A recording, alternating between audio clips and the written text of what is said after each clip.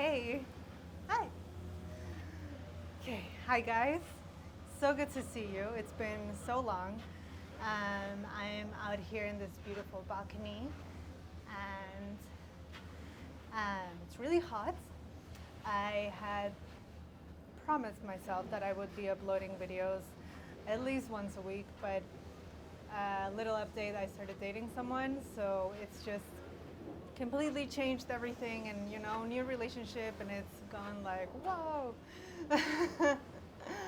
Time management. um, but I'm back, and I'm hoping to make more videos with more workouts that can be used anywhere. I spend sometimes a bit of time at the gym, sometimes at home. I'm going to be looking for new locations, and try to get as creative as possible. And also would love to do more of these educational videos. So, um, please follow along, subscribe if you're new. It's really good to meet you. I'm Daniela, and I wanted to start talking to you guys about the difference between Pilates and yoga.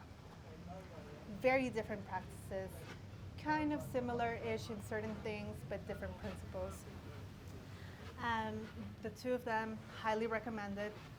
I'm both certified as a yoga teacher and as a Pilates teacher. So I basically will do this little breakdown of what I think are the core differences.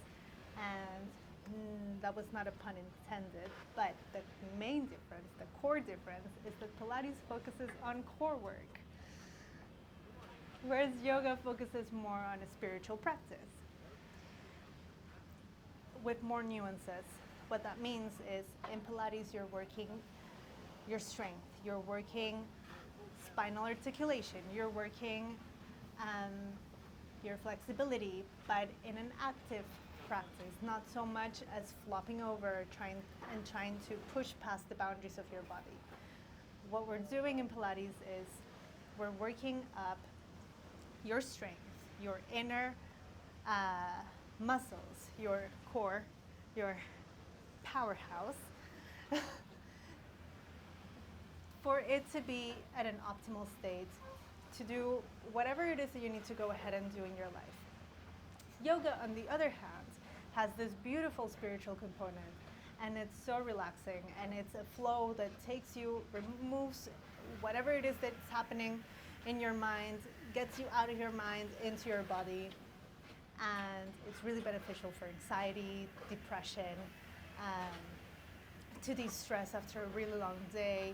Both practices are great for athletes or anyone in whatever it is that they're doing in their lives. If you're working a 9 to 5 and you desperately need, to release stress or to do something that will be good for you, the two of them are awesome for those purposes. Now, why would Pilates, in my opinion, be a really, really good practice to follow also for flexibility and for health? Because with Pilates, you're giving your body a strict framework. There isn't much creativity in Pilates. We're all doing the same movements, the same style, maybe in different order, maybe little details look different, but overall, we're basically doing the same thing.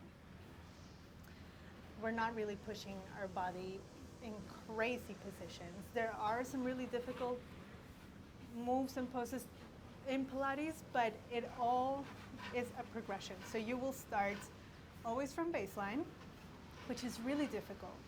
When you're starting to get yourself into Pilates, doesn't matter the level of experience you have, your body will be challenged.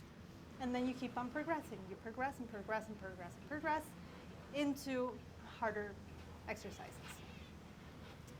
And what this does is it builds a firm foundation with yourself. You're building a lot of self-trust because you are getting closer to your body. You're through low-impact exercise, which, by the way, Pilates is way more low impact than yoga. you can actually get injured with yoga, whereas it's really hard to get injured with Pilates.